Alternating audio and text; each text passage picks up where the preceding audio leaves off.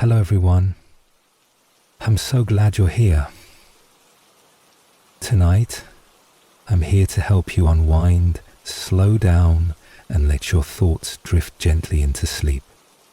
I know many of you use these videos to fall asleep, and I'm honored to be part of that quiet moment in your evening. So, before we begin, take a second to like the video and subscribe to the channel. It helps more than you know. Now, get comfortable, close your eyes, and let's begin. Story 1, The Basement Door. Renting the old quaint house for the summer felt like stepping into a forgotten storybook. Nestled deep in the countryside, it offered everything I had longed for: quiet, space, and solitude. Its ivy-draped walls exhaled the scent of damp moss and late-blooming lilacs. Inside, the wooden floorboards groaned with age, their creaks oddly comforting, like a whisper from time itself. The scent of pine and aged paper lingered in the air, blending with the sweet breeze drifting through open windows. The first days passed in a slow, golden rhythm. I walked along meadows buzzing with insects, read on the sun-drenched porch, and cooked simple meals in the tiny, oddly charming kitchen. The house felt peaceful, an escape from noise, people, obligations. But peace has a way of thinning when the quiet grows too deep. As the days faded into one another, I couldn't ignore the strange feeling that would sometimes settle over me when the shadows stretched long. It was a hush too sharp, a stillness not born of nature, but of watching. It began innocently enough in the basement. I was storing boxes, old books, canned goods, extra linens. The place was cold and unwelcoming, the air thick with the scent of damp concrete and disuse. One bare bulb hung from the ceiling, swaying slightly as if it had just been disturbed. And that's when I saw it. The door. It was tucked at the very end of the basement, partially obscured by an old wardrobe. It was short, narrow, and made of wood far older than the rest of the house, warped with time and moisture. The brass handle glinted with a strange sort of invitation. I tried it. Curiosity fluttered in my chest. I asked the landlord about it the next morning when he stopped by to check the water heater. He didn't even look up when I mentioned it. "That room is off limits," he said, his voice clipped. "Not part of the rental agreement." I pressed him gently. "Is it used for storage? Something important?" He looked me in the eye and said, "Just leave it alone." That should have been enough, but it wasn't. Over the next few days, I found myself drifting toward the basement without meaning to.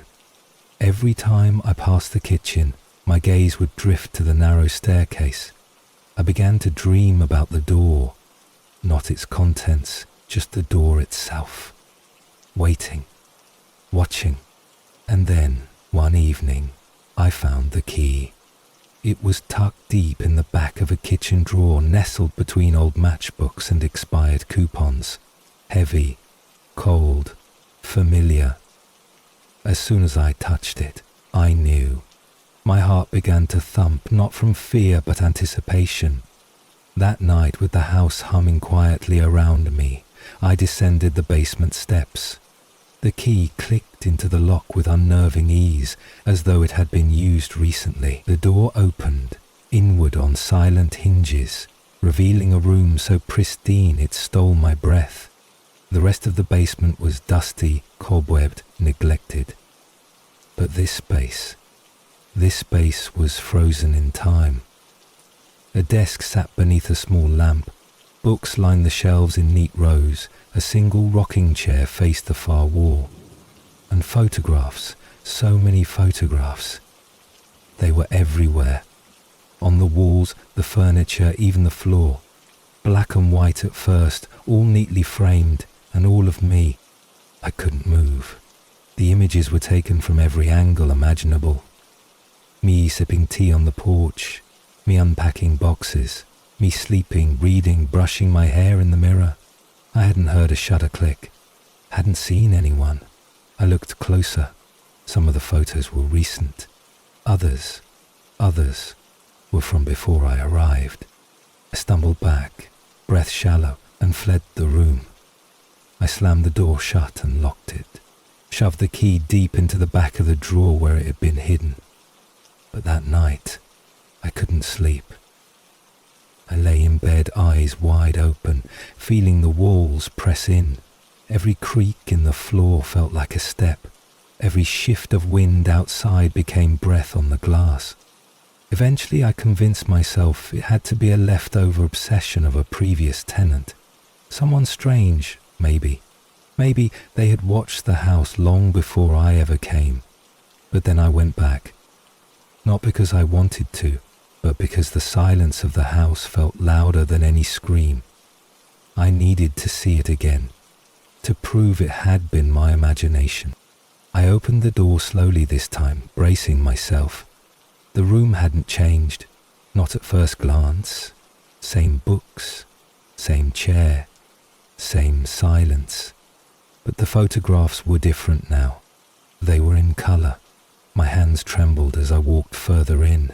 Every picture was of me sleeping. The lighting, the angles. It was as though someone had been standing at the foot of my bed, or beside it. I recognized the pattern of my sheets, the angle of my body, the stillness of deep sleep captured again and again from multiple sides. I hadn't just been watched. Someone had been inside. I dropped the key on the floor and bolted. Didn't stop to pack, I left everything.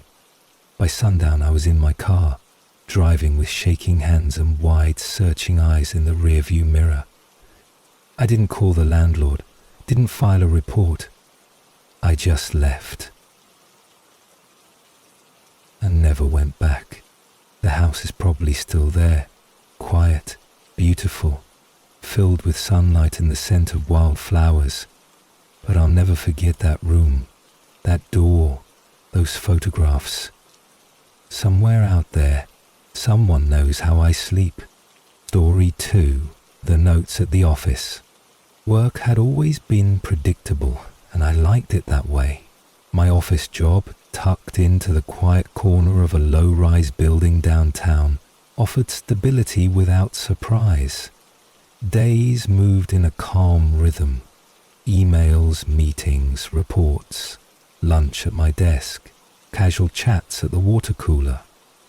And the gentle comfort of my workspace, photos of family, a small plant on the windowsill, my favorite mug resting beside the keyboard, made everything feel steady, even safe. For years, nothing strange ever happened there. It was the last place I expected to feel fear. Then, one Monday morning, I opened my desk drawer and found the note. It was a small piece of paper, carefully folded and marked with my name in neat handwriting. At first, I smiled. I thought it might be a leftover from a team-building event or a birthday card someone forgot to give me. But as I unfolded it, the smile faded. 4 words stared back at me in sharp, deliberate letters. I know what you did. I froze. My mind searched for meaning. What had I done? I hadn't done anything, nothing wrong, nothing worth writing about. It made no sense. I looked around the office, half expecting someone to laugh or wink, revealing the prank. But everyone went about their morning as usual, oblivious. I crumpled the note, tossed it in the bin, and tried to shake it off. Probably a joke, someone's odd sense of humour. But the notes kept coming. Every few days I'd find another, sometimes tucked between reports, other times slipped under my keyboard or wedged into my chair, always folded, always in that same perfect handwriting. And each one felt more personal than the last. You were afraid of the dark as a child. You still check under your bed at night. You cried on your birthday 2 years ago, remember?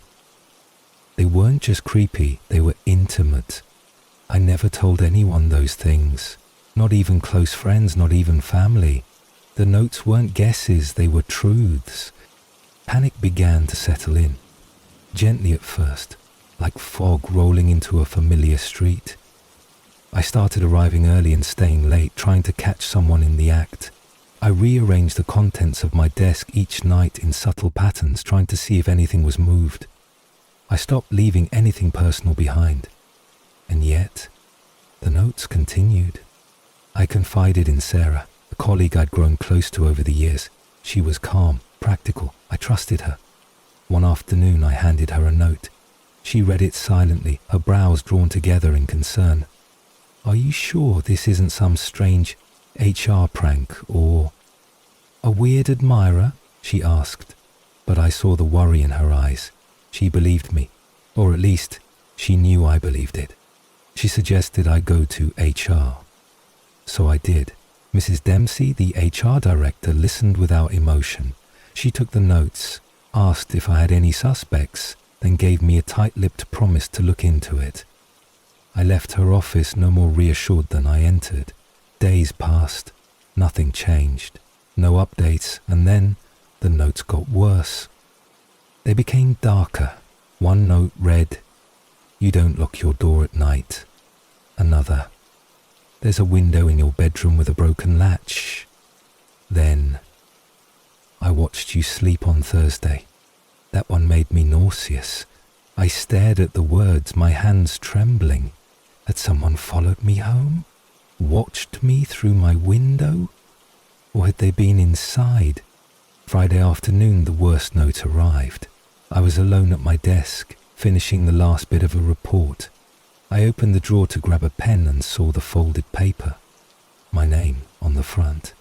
My stomach dropped before I even opened it. The message inside read, "I'm watching you, right now." My breath caught in my throat. I looked up instinctively, scanning the room. The office was still. A few desks were empty. Some co-workers had already left for the weekend. The overhead lights buzzed faintly. The windows reflected only the fluorescent glow of the room. But I felt it. Eyes. Somewhere. On me. I stood slowly, heart hammering, and walked the length of the office. Past cubicles, around corners, into conference rooms. Empty. Always empty. But the pressure on my chest didn't ease. It felt like I was being followed by something I couldn't see. Something that was always one step ahead. I left early, barely able to focus. That night, I barely slept.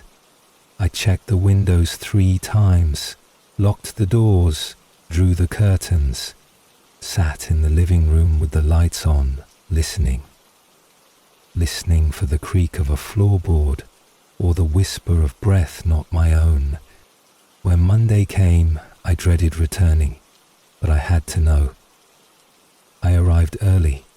My desk looked untouched. The drawer where I'd left Friday's note was closed. I opened it. Empty. The note was gone. No one had access to that drawer but me. I never took the note home. It should have been there, unless someone came back for it. That realization broke something in me. Whoever this was, they weren't just watching. They were involved. They were confident. And they had access. I returned to HR, but Mrs. Dempsey brushed me off this time. We checked security footage. No one tampered with your desk. Are you sure you're not misplacing these things yourself? Her tone was cold, skeptical. She didn't believe me. Maybe she never had. I felt alone in the middle of a crowded office. After that, the notes stopped. Just like that. No more folded messages, no more threats. But the silence was worse. Every morning I opened my drawer with dread, waiting. Every late afternoon, I scanned the hallway, expecting to see someone watching from a doorway.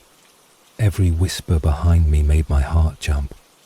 The notes were gone, but the fear remained. Weeks passed. I never found out who was behind it. No one ever confessed. No new evidence ever surfaced. I kept my head down, did my work, smiled when I had to. But inside, I was waiting. waiting for the next note, the next whisper, the next reminder that someone had once known my secrets and might still be watching. Story 3. The first time it happened, I thought it was a glitch, nothing more. The old security system must have been a bit too sensitive, I told myself. Maybe a wire had shaken loose or the wind had tripped a sensor.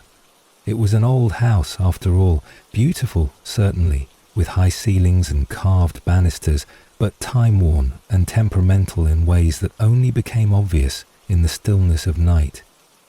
The alarm went off at exactly 2:47 a.m., screaming into the silence, waking me with a jolt. My heart pounded as I scrambled out of bed and stumbled down the hallway to the keypad, silencing the shrill noise with shaking hands. Then came the inspection. I wandered from room to room, checking every door and window, even though I was still half asleep. Nothing was out of place. The locks were secure, the windows were shut, not a single footprint on the freshly mopped floors. And so I convinced myself it had been nothing, just a late-night hiccup from an old machine. I reset the system, made tea to calm my nerves, and returned to bed, watching the shadows on the ceiling until sleep finally took me. The second time it was the same thing. The alarm blared at 2:47 a.m. precisely. And again I found nothing. No open windows, no signs of intrusion. Just a heavy silence, interrupted by the thudding of my heart. This time I called the security company. They sent a technician who ran diagnostics, checked wiring, replaced the central panel. He assured me everything was fine. Sometimes these older systems react to air pressure or temperature fluctuations, he explained with a shrug. But you're good now. I wanted to believe him, but the alarm went off again the next night, and again the night after that, always at 2:47 a.m., not a minute before, not a minute after. Always the same piercing scream of the siren, always the same absence of explanation. That was when I began to notice something else, something stranger than the alarm. The air felt different. Each time I walked down those stairs at night, there was a weight to it, like walking through water. The house, which had always seemed so peaceful during the day, began to feel different at night. The shadows stretched longer than they should have. The silence was too deep, too expectant, and somewhere in that silence I began to sense it, movement. It was the fourth night when I heard them, the footsteps. I'd been in the basement, reorganizing storage shelves, old holiday decorations, unused kitchenware, tools. I lost track of time, and then it happened. Above me, the unmistakable creak of floorboards, not random, not the house settling. These were paced, deliberate. One step, then another, and another. Crossing from the kitchen into the hallway, slow, measured. Someone was up there. Someone was in my home. I froze, holding my breath. Every instinct screamed at me to run, but I couldn't move. I stared at the ceiling, tracing the sound in my mind. Then I moved slowly, carefully, reaching for my phone. I dialed 911, whispering to the dispatcher. Someone's in my house. I'm in the basement. She told me to stay hidden and quiet. Officers were on the way. And still the steps continued. They moved from the hallway to the living room, paused, then toward the stairs. I pressed myself behind a shelf of boxes and waited. The sound of breathing. Was that real? Or just the pounding in my ears? Finally, headlights washed across the basement windows. The sound of car doors, voices, flashlights. The police had arrived. The footsteps stopped. I heard the officers announce themselves, heard them move through the house, and still I waited. I couldn't move, until I heard them call down to me. When I climbed the stairs, they greeted me with calm professionalism, but confusion lined their faces. They had found nothing, no open doors, No signs of forced entry, no footprints, no broken windows, nothing. "Are you sure you heard someone?" they asked. I was, but they found no evidence. I showed them the footage from the cameras I'd installed outside. Motion sensors had been triggered, but no figures. Just empty frames. No one had entered or exited. It was as if the house itself had stirred. They left, promising extra patrols. I didn't sleep that night. Instead, I watched the hallway from the couch, all the lights on, my hands gripping a cup of coffee that had long gone cold. I began to keep a journal. I documented each time the alarm went off, each sound I heard, and always 2:47 a.m., not earlier, not later. I set up more cameras, more motion sensors. I even began recording audio. I stayed up several nights, watching and listening. And then came the night I caught it, 2:47 a.m. The alarm sounded. I rushed to the monitor, scanning every camera. Again, nothing. Not outside, not in the basement, not in the hallway. But on the audio, something. Footsteps. Not faint this time. Clear. Heavy. Just a few, and then silence. I played it again. And again, I wasn't imagining it. I sent it to a friend who worked in sound design. He cleaned the audio, filtered the background noise, and when he sent it back, I heard more than footsteps. Breathing. Slow, measured, and close to the microphone. Closer than any person should have been. The camera that picked it up had been installed inside a locked room. And then, a whisper. I replayed it a dozen times before I made out the word. Just one. Quiet, raspy, spoken with a low exhale that made the hair on my arms rise. Leave. That night, I didn't make tea. I didn't go to bed. I sat on the edge of the couch, shaking, watching the hallway, waiting for something to appear. Nothing came. But the next night, I didn't wait. I packed a bag and drove to a motel, left the lights on, slept with the TV playing softly, and still, I dreamed of 2:47. I returned during the day to collect more of my things. The house felt cold, though the heater was on. I moved through each room quickly, not lingering. I wanted to believe that the house was just old, that the alarm was faulty, that I had let my imagination run wild, but I couldn't shake the feeling that it was more than that. Something had wanted me to hear it. Something wanted me out. A few weeks later, I sold the house. I didn't disclose the alarm issues. I didn't explain the whispers. I told myself the next owner wouldn't hear them, that maybe the house had gotten what it wanted. I don't know. But still, I wake sometimes, look at the clock, and feel my breath catch when it reads 2:47 a.m. Story 4. The Wallet.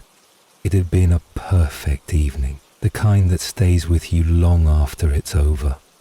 The kind you find yourself remembering in little flashes while waiting at red lights or folding laundry, a smile unconsciously tugging at your lips. Just dinner at a favorite spot, laughter over familiar jokes, the soft glow of shared comfort that comes from years of friendship. Then drinks at a quiet bar. Nothing too loud, nothing dramatic, just warm lights, casual conversation, and the occasional clink of glasses. I walked home with the kind of contentment that made the cool night air feel softer on the skin. It wasn't until the next morning that something felt off. I reached for my wallet, a motion so habitual, so automatic, that the absence of it didn't register right away. My bag was right where I had left it. My keys were in their usual place, but the wallet? Gone. First came the small pang of annoyance. I checked the couch cushions, the kitchen counter, the coat I wore last night. Nothing. My mind flipped back through the evening, the bar, the restaurant, the sidewalk home. I called the restaurant first, nothing. Then the bar, also nothing. I even walked the same path I'd taken, scanning the pavement and bushes, retracing steps like a detective. But it was gone. By afternoon I accepted it. The wallet was lost. Cards were cancelled. IDs reported. And I began the slow, tedious process of replacing everything. A mild inconvenience, I thought, nothing more. But I was wrong. A few days later, something strange happened. I came home from work, keys in hand, expecting nothing out of the ordinary.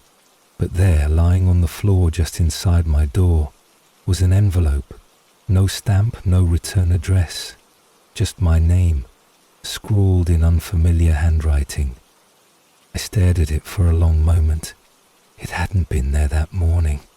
I bent down slowly, picked it up, heart already ticking faster than it should. I opened the envelope. My wallet was inside, but it wasn't the relief I expected.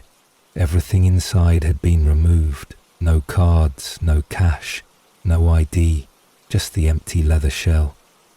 And one other thing, a small slip of paper. I unfolded it slowly, my breath catching as I read the message. I know where you live. Just that, nothing else. A chill ran through me like a slow, crawling frost. I looked around my apartment as if expecting to find someone there. The air felt too quiet. The silence now had weight. Someone had stolen my wallet, had held it in their hands, had gone through every detail of my life, my driver's license, my address, my photos. And now, they had been here, inside the building, outside my door, close enough to slide the envelope through the gap at the bottom. That night I double-locked everything, windows too. I pulled the curtains tightly shut and left the lights on in every room. I tried to convince myself that it was over, that this was some twisted one-time stunt, that whoever it was had made their point and moved on. But I couldn't sleep. The thought gnawed at me, that someone had been close enough to touch my door, to write my name. What else did they know? Had they followed me? Were they watching still? The next morning nothing had changed. No new notes, no new signs, but that absence wasn't comforting. It was louder than any noise. I went to the leasing office, told them I'd lost my wallet and it had been returned in a strange way. I asked about the building's security, the cameras, the locks. They offered vague reassurances, but I knew they didn't understand. How could they? I didn't even know what I was dealing with. Then came the second note. It was a week later, this time taped to the inside of my mailbox. The handwriting was the same. The message was shorter. You left your blinds open last night. That was it. My stomach dropped. I had left them open, just slightly. I'd forgotten. A small, careless oversight. But someone had noticed. They had seen. I wasn't being paranoid. I was being watched. I started staying with friends after that. Told them I needed a change of pace, a break from my routine. I didn't want to burden them with the truth. I wasn't sure what the truth even was. At home, I installed a new lock, a better one. Deadbolt, keypad, chain. I added a door camera, motion lights, an extra latch on the bedroom window, but none of it eased the unease. The feeling wasn't just in my home anymore, it followed me. One evening, I was riding the subway and I felt it, the heat of a stare. I looked up, scanning the faces. Everyone looked away. Everyone except for one man. He was older, grey coat, gloved hands, staring, not blinking. No phone, no book, just watching, as if he had all the time in the world. I got off early, took a different route home. Later that night, another note. This one was in the hallway outside my door, folded neatly beneath the doormat. Nice detour. My hands shook as I read it. It wasn't just a message. It was a warning. They were close, closer than ever. The police were polite. They took a report, told me to keep everything, that they'd increase patrols. But there was no evidence, no fingerprints. No cameras had picked up anything helpful. They were sympathetic, but helpless, just like me. I tried moving, fast, found a sublet across town. I didn't tell anyone where I was going, not even my closest friends. I changed my route to work, changed my routines, new number, new email, started locking my phone behind passwords and facial recognition. For a while, the silence returned, and for a brief moment, I let myself believe it was over. Until one night, as I was making tea, I noticed something strange on the windowsill.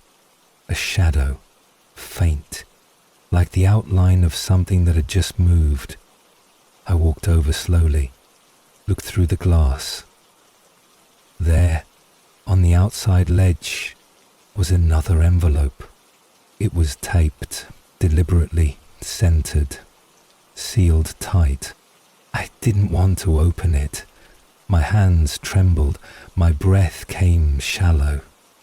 I peeled the envelope open, one corner at a time. Inside was a photograph, black and white, grainy, taken from a distance. It was me, walking to work, wearing my new coat, my new bag, on a route I hadn't told anyone about. And on the back of the photo, written in the same sharp, perfect letters, still watching, I sank to the floor, the photograph trembling in my hands.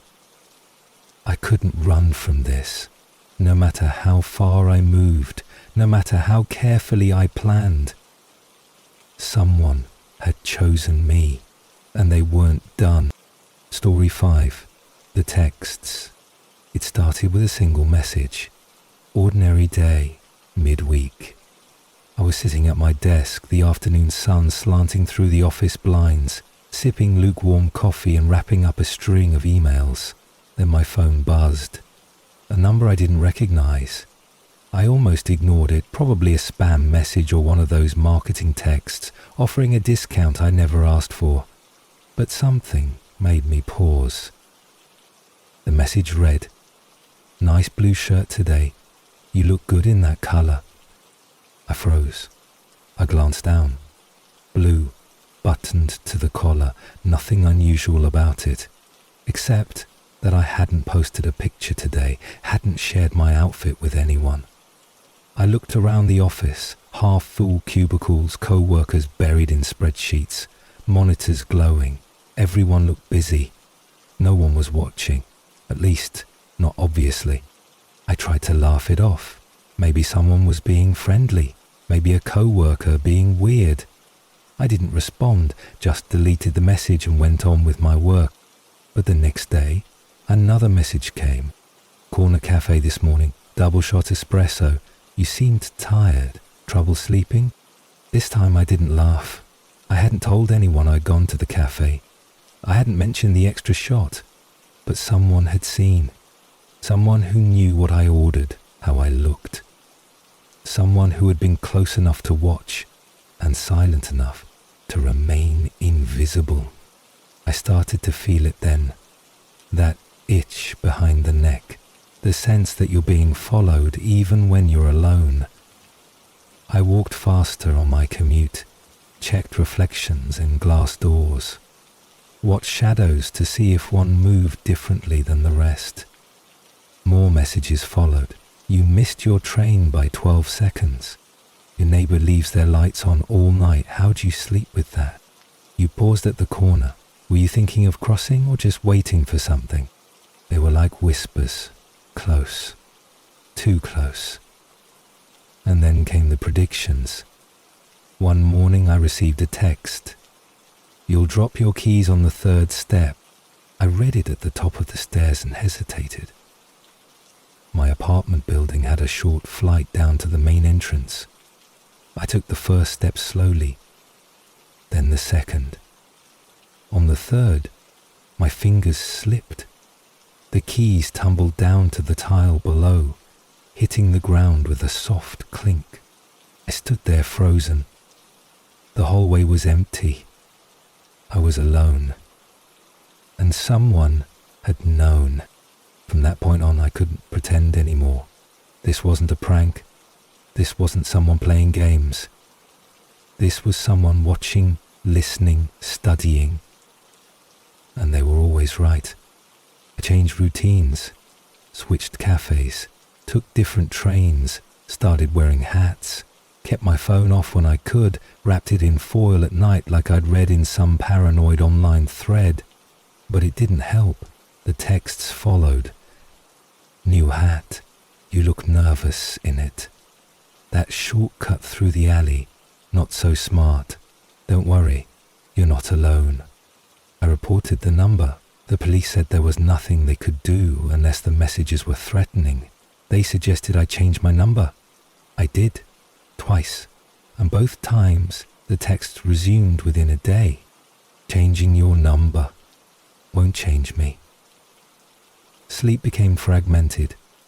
I'd lie awake, staring at the ceiling, waiting for the screen to light up. My phone sat across the room, face down, but I always knew when it buzzed. It was never random, always perfectly timed. Just as I began to doze, just as I convinced myself nothing would happen, the messages became more philosophical, cryptic. Not just observations, but thoughts. What's the difference between being watched and being known? How much of yourself is public without you realizing? I don't need to be close to see you clearly. It wasn't just surveillance anymore.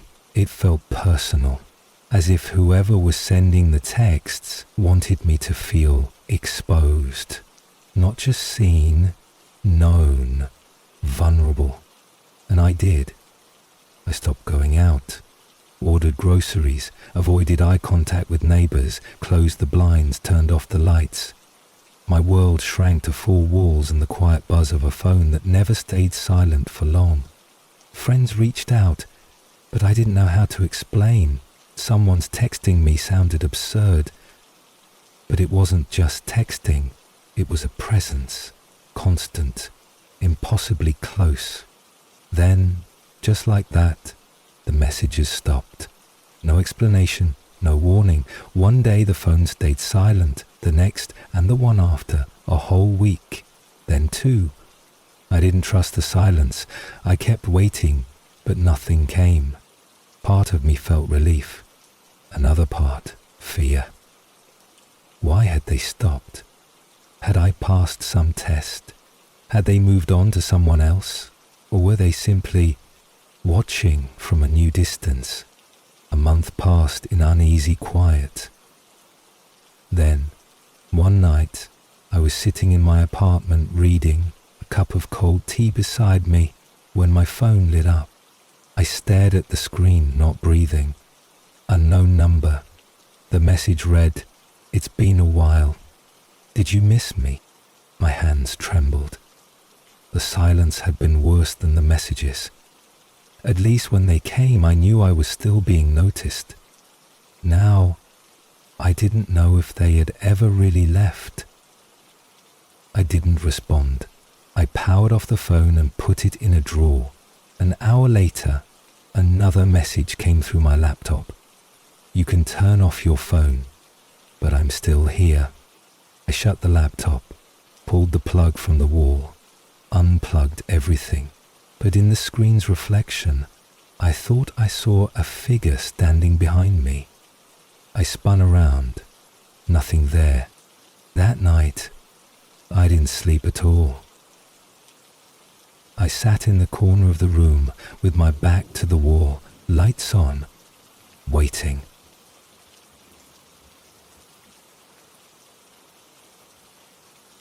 I still think everyone is by the beginning of the world living in this hole. The next morning I made a decision. I left the apartment, got in the car and just drove. No plan, no destination, just distance. I found a quiet motel off the highway, paid in cash, turned off my devices and left them in the glove box. For the first time in weeks, I slept. When I woke up, I was afraid to check anything. But curiosity is a powerful thing. I turned on the phone. Nothing. Opened the laptop. Nothing. No emails, no texts. No signs. I stayed at the motel for 3 more days. Still no messages. I went home cautiously. Part of me hoping they were gone. Part of me dreading that they were just waiting. That night, as I climbed into bed, I whispered into the stillness, "Why me?" The room answered with silence, until the screen lit up one last time. Because you noticed. Story 6. The Neighbor. When I moved into the new neighborhood, I thought I'd found peace. It was the kind of place that looked like it had been plucked out of a dream. A sleepy cul-de-sac with trimmed hedges, clean sidewalks and neighbors who waved as they passed. The kind of place where nothing ever really happened. That was exactly what I wanted. After years in the city, I craved silence. I craved simplicity. I craved being unknown.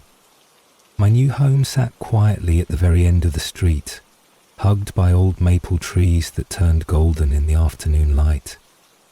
It was small, but perfect. A little porch, a warm kitchen, soft carpet that muffled my steps. It didn't take long for me to settle in. Unpacking was done in days. I added a few houseplants to the windowsills, lit candles in the evening, found a rhythm of my own. I met the neighbor next door on my 3rd day. His name was Alan. He was in his mid-50s, maybe older, with greying hair and a voice like warm gravel. He had that practiced kind of friendliness, easy smile, helpful tone. The type of man who offered to carry your boxes before you even asked. He handed me a potted plant as a welcome gift. Lavender, he said, for calm. At first, I appreciated the gestures. He'd wave when I pulled into the driveway, offer to bring in my mail if I was away. He shared names of good mechanics, pizza places, and warned me which grocery store was best avoided on Sunday afternoons. It was the kind of neighborly kindness I hadn't experienced in years. At first, but slowly it began to shift. At first it was just the conversations, too long, too curious.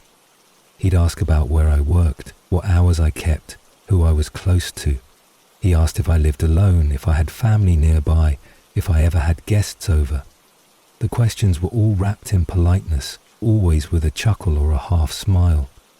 But the edge was there, thin and sharp beneath the surface. I started keeping my answers vague. I laughed less. I pulled back. That didn't stop Alan. He always seemed to be there. Whenever I stepped outside, whether to take out the trash or water the plants, he'd appear. Sometimes from his porch, sometimes from around the side of the house. Once, he emerged from the bushes with a pair of clippers, saying he'd been trimming back a shared hedge. Always with that same grin. Always watching. I told myself it was harmless, just a lonely man being friendly, but the unease grew. Then came the morning I found the camera. I was watering the plants on my porch, bending down to move a pot, when I noticed something metallic hidden behind the thick lavender leaves. It was small, black, about the size of a matchbox, a camera. I picked it up with trembling hands, heart already thudding. It had been angled perfectly to view my front door. Every coming and going, every package, every guest. I stood there frozen, the hum of insects around me suddenly deafening. I didn't want to believe it was him, but who else could it be? I marched next door, camera in hand, rage barely contained beneath my skin. Alan opened the door with his usual smile. It faltered when he saw what I was holding. "I found this behind a flower pot," I said, facing my door. His eyes flicked to the camera, then back to me. "Ah," he said, voice low. That? I asked, disbelieving. "It's for security," he said quickly, stepping out onto the porch. "Just being cautious, you know. This neighborhood isn't as safe as it used to be." "On my porch?" I asked, heat rising in my chest. "Without asking? Without telling me?" He held up his hands. I didn't mean any harm. Really. Just thought I'd help keep an eye out. You knew? Figured it wouldn't hurt." I stared at him. The easy tone, the practiced warmth, it all felt like a mask now. A careful performance. "I want it gone," I said. "And if there are others, anywhere, you remove them too. I want privacy." He nodded. "Of course, I understand." But I didn't believe him.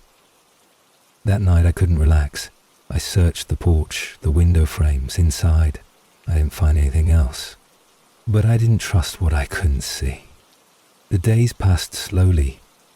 Alan was less visible, but I could feel him. Watching. Always watching.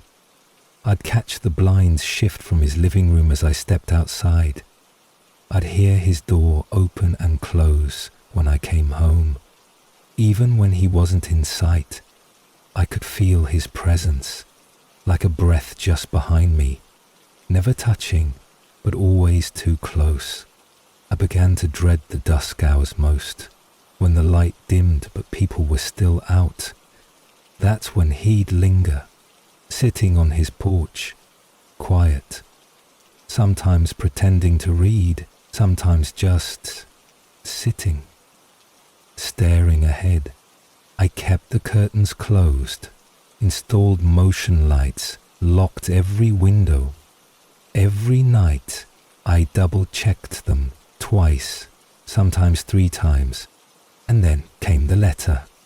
It was slid under my door, no envelope, just a single sheet of paper, typed, cold, precise. "You're not alone, you never were." That was all it said. I stared at it for a long time, the words pulsing on the page like something alive. It wasn't signed, no handwriting to trace, just those 7 words. I didn't sleep that night. I went to the police the next morning. They listened, took a report, said there wasn't much they could do without proof. I showed them the camera, the letter. They nodded solemnly, promised to patrol the area more frequently, but I could see the hesitation in their eyes, the kind you learn to recognize when you've asked for help one too many times, the kind that says, "We believe something is wrong, but not enough to fix it." When I got home, my mailbox was open. Another note inside. "They won't help you." That was the final straw. I packed what I could, essentials only, clothes, important papers, my laptop. I didn't tell anyone where I was going. I didn't post online, I disappeared. I found a sublet on the other side of the city, no ties to my name, paid in cash. I didn't sleep soundly, not for a long time, but it was something. No cameras, no notes, no neighbors waving too often. Still, even now I find myself glancing at corners, checking behind curtains, listening for footsteps that never come, because privacy once taken never fully returns. And the feeling of being watched, it doesn't fade, it just waits. Story 7. The calls. It began with a single call, late, always silent. At first I didn't think anything of it. Unknown numbers call everyone these days. Telemarketers, scams, some app you once downloaded and forgot about. The first call came at 12:42 a.m.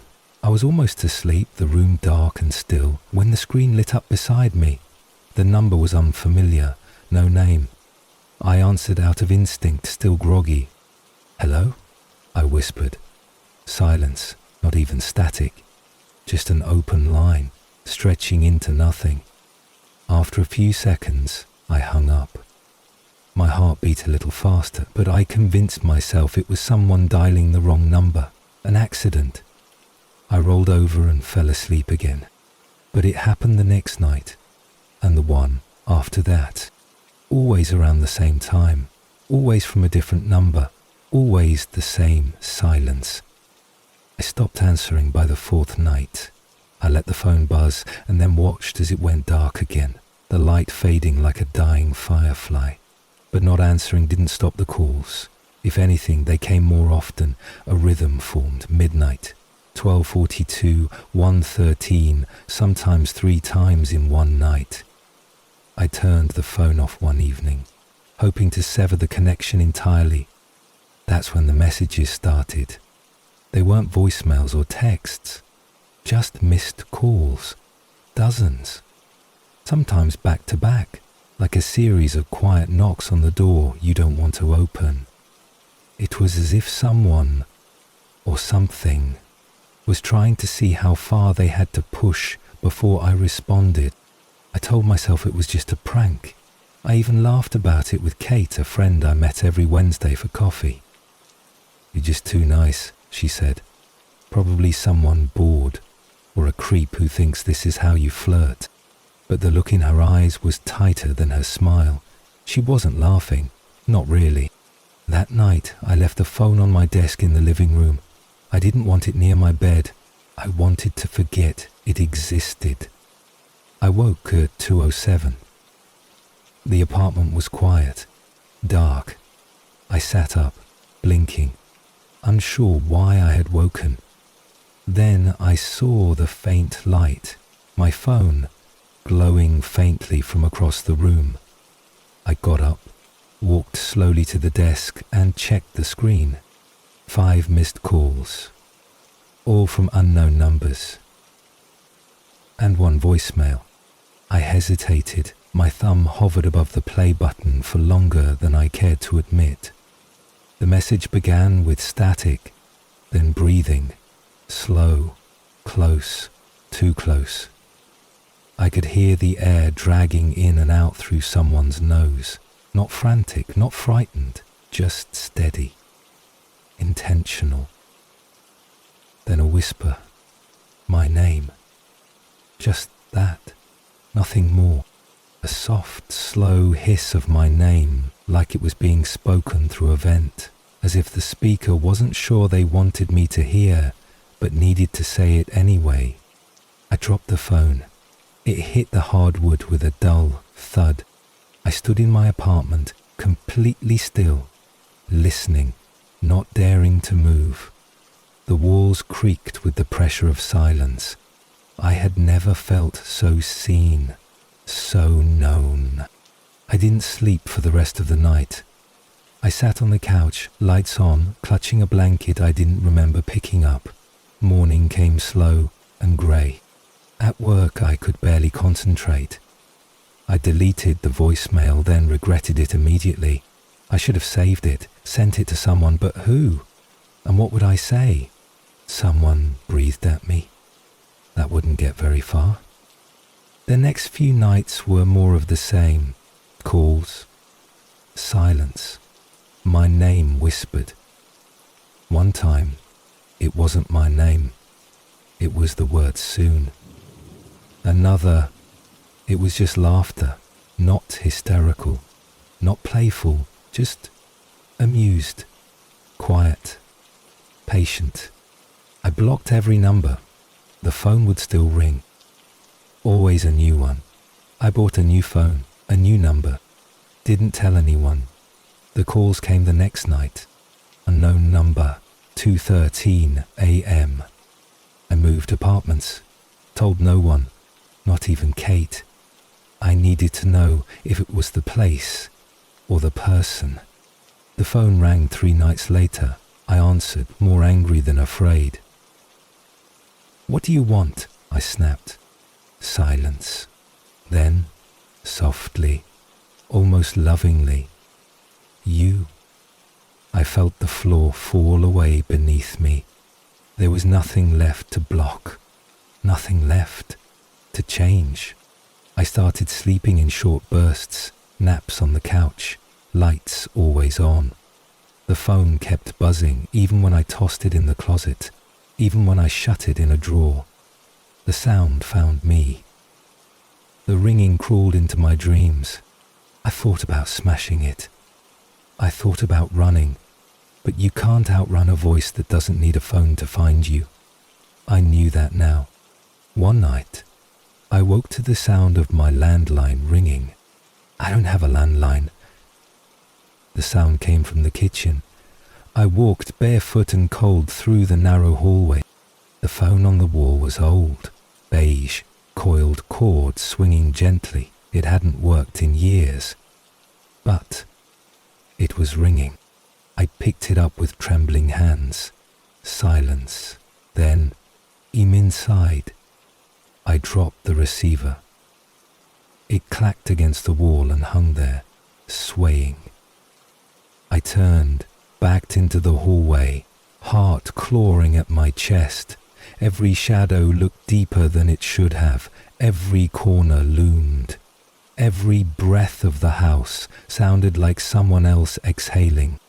I grabbed my keys, my wallet. I left. I haven't been back since. It's been weeks, maybe more. I'm somewhere new now. No phone, no devices, nothing that rings, nothing that lights up when the room is dark. But I still hear it. Sometimes, when I lie in bed, I hear the faintest buzz, like a vibration against the night. And sometimes, when I'm drifting off, I think I hear a whisper, not a word, not quite, just a sound, a shape of breath, like someone forming my name in the dark. And sometimes I answer. Story 8. The Doll. It started on a rainy Tuesday, one of those slow grey afternoons where the clouds pressed down against the rooftops and the air felt too quiet. I had just returned home from work, soaked despite my umbrella, the kind of wet that makes your skin feel like it never dried. I left my shoes by the door, peeled off my coat, and was just reaching for a warm drink when I saw it, sitting quietly on the porch in the corner. A package, no return address, no logo, just a cardboard box, slightly damp from the rain, my name written in a hurried, almost panicked hand. I didn't recognize the handwriting. I hesitated, staring at it. Then I picked it up, brought it inside, and set it on the kitchen table. It felt heavier than it looked, not in weight, but in presence. Like whatever was inside carried something more than mass. I sliced the tape and opened it. Inside, nestled in layers of crumpled newspaper, was a doll. I stared at it for a long moment, unsure what I was looking at. It was old, not antique store charming, but truly old. Its porcelain skin was pale, its eyes wide and glassy, fixed in a gaze that didn't blink. The mouth was painted in a faint smile, delicate but unnatural, as though it knew something you didn't. It wore a dress, lace, yellowed, frilled at the edges, and in its lap was a folded piece of paper. I unfolded it slowly. 5 words. I've been waiting for you. I let out a laugh, nervous, short. I waited for the punchline that never came. I looked again. No brand name, no card, no sender, just the doll. And the note. I don't remember deciding to get rid of it. My hands moved on their own. I placed it back in the box, taped it shut, and took it to the dumpster at the end of the alley. It sat in the bin, the lid slamming shut with an echo that bounced down the wet pavement. That night, I couldn't sleep. Every creak of the house felt louder than usual. Every shadow seemed longer. I reminded myself it was just a doll, just a weird prank. I left the light on and eventually drifted off. In the morning I made coffee, showered, tried to pretend it hadn't happened. But when I stepped into my bedroom to get dressed, my breath caught in my throat. There it was, the doll, sitting upright on my dresser. Same expression, same wide eyes, same faint secretive smile. The box was gone. The tape, the rain, the dumpster, it was like none of it had ever existed. I didn't move. For what felt like minutes, I stood frozen, heart pounding, staring into those cold, glassy eyes. Then I grabbed the doll with shaking hands, shoved it into a bag, and this time drove it across town. I found a dumpster behind a construction site. I buried it deep beneath plastic, wood, broken concrete. Then I drove away, not looking back. That night, the house felt heavier, like the walls were leaning in just slightly. I turned on every light.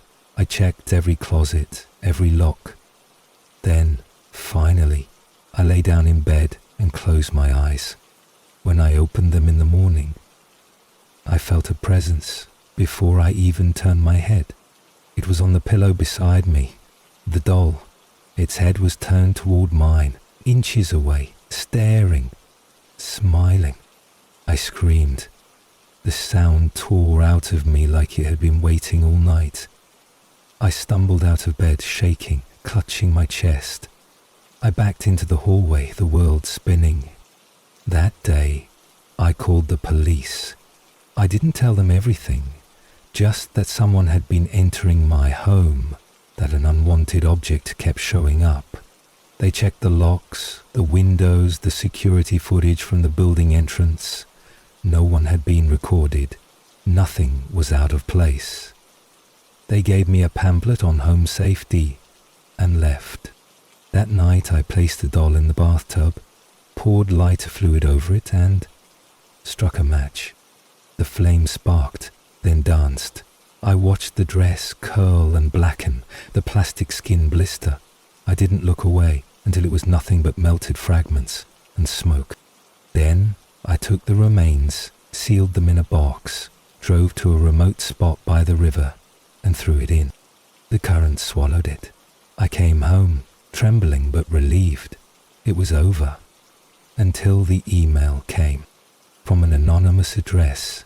No subject, just one sentence. Never try to burn what belongs to me. I shut the laptop. My hands were sweating. My skin felt tight. I unplugged the modem, turned off the power, pulled the battery from my phone. But it didn't matter. The next morning it was in the kitchen. No burns, no damage, just sitting there on the counter, like it had always lived there. The note this time was under his head. Last warning. I packed a bag. I left. I didn't know where I was going. I drove until I crossed into another state. Found a motel, paid in cash, stayed awake the whole night. Lights buzzing above me, TV whispering static. When I returned home days later, it was gone.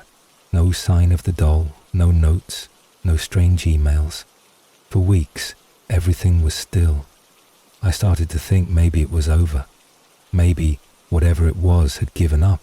Or maybe I had gone mad and the quiet was just another phase of the same descent. But deep down I knew better. Because one night, while unpacking groceries, I opened the refrigerator and found it sitting inside, between the milk and the lettuce, just waiting. I dropped the bag. I didn't scream. I didn't move. I just stared. There was a new note, taped to the fridge door. Nowhere is safe. Not from me. I moved again. This time, I left the city, changed my name, burnt every photo of myself I could find, deleted social media, cut ties. The doll never appeared again, but sometimes, in the middle of the night, I wake up with the feeling that something is watching, that if I turned just quickly enough, I'd see it in the mirror, that if I opened the closet door, it would be there, just behind the coats. And every so often, when I'm walking through a store, I'll see a doll on the shelf, nothing unusual, and I'll freeze, waiting to see if it blinks. Because I never found out who sent it, and I never learned what it wanted. But I know this much. It wasn't just a doll. It was something else. And I think it still is. Story 9. The woods behind the house. When I first moved into the cottage, the woods were the selling point. Not the size of the kitchen or the slope of the roof, though those things mattered too, but the trees. A thick, breathing forest spreading out behind the house like a green ocean. They were dense, towering, almost primeval. The kind of woods that swallowed sound, that turned daylight into a softened glow and made you feel small in the best possible way. I loved them immediately. I took long walks on the trail behind the house. Sometimes I'd bring a book and sit on a moss-covered rock, listening to the wind thread its way through the branches. Sometimes I'd just wander, losing track of time. They were ancient, those woods. Patient. The kind of place that had been waiting long before I arrived, and would still be there long after I left. At first, nothing felt strange. Then the wind began to whisper. It sounds silly to say that now. The wind whispered. But there's no better way to describe it. I started noticing it in the early evenings, just as the sun began to dip, just as the shadows turned long. I'd be walking the path and I'd hear it, soft, indistinct, like a voice on the edge of hearing. Not words, just shapes, like the sound a dream makes when it's leaving you. I told myself it was nothing, just wind, just leaves, just imagination, until the whisper started saying my name. I stopped walking in the evenings after that, started keeping to the daylight hours even if it meant rushing through breakfast to get outside before the sun climbed too high. But even in the daytime, the woods felt different. Heavier, as if they were watching me now, waiting for something. Then I found the circle. It was subtle, hidden deep off the trail, just a ring of stones, smooth, identical in size, set in a perfect loop in a clearing I'd never seen before. The trees around it were older than the others, their trunks thick with moss, their limbs curling like fingers. The circle looked old, ritualistic, the kind of thing you don't stumble into by accident. I stepped into the center just once, just to see, and that was when the forest went. No birdsong, no breeze. Even my footsteps seemed muted, like sound had been swallowed whole. I stepped out, heart thudding, and the world returned. A crow called in the distance. The wind picked up. The spell broke. But I didn't forget. I never stepped into the circle again. But I started dreaming about it. Every night I found myself in that clearing. The moon was always high, the stones glowing faintly in its light, and I was standing in the middle, barefoot, unable to move. In the dream, the trees would begin to shift, not sway, shift, lean inward, breathe, and the whispering would return, close now, inside my head. They were saying something, a language I couldn't understand but knew was not meant for me. I'd wake up drenched in sweat, breath caught in my throat, as if I had been running. One night, I woke with my feet dirty, mud on the sheets, twigs in the bed. I checked the door, locked, windows closed. but the trail behind the house had new footprints. Bare. My size. I stopped walking in the woods after that. I avoided the trail. I kept the blinds shut. I left the porch light on, even during the day. The trees seemed closer now, pressing up against the fence, leaning toward the house. Then, one morning, I found the stones. Not in the woods, on my lawn. A perfect circle, just like before, laid out in the grass, waiting. I called a friend, asked him to visit, told him I was just feeling off. He arrived the next day, cheerful, unconcerned. We spent the afternoon on the porch, sipping coffee, watching the tree line. "I don't see anything weird," he said, half laughing. "Just trees." I nodded, unsure of how to explain the feeling, the sense that something was watching from behind those trunks, something tall, thin, listening. He left that night. I didn't sleep. The next morning, the stones were gone, but a new trail had been made, through the yard past the porch, leading directly to my bedroom window. I bought a camera, set it up on the roof, a motion-activated lens angled to capture anything near the house. That night I stayed up, watching the feed on my laptop. Nothing happened for hours, just the gentle sway of branches in the moonlight. Then, around 3:00 a.m., the trees shifted, something moved, too tall, too still. It stood just at the edge of the woods, watching, not approaching, just watching. I leaned closer to the screen, trying to make it out. It didn't move, didn't blink. I blinked instead, and when I opened my eyes, it was gone.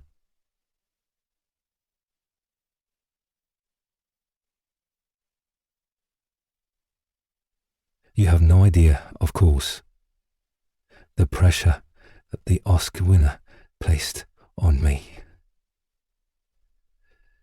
The panic and fear that I felt when I first saw the director.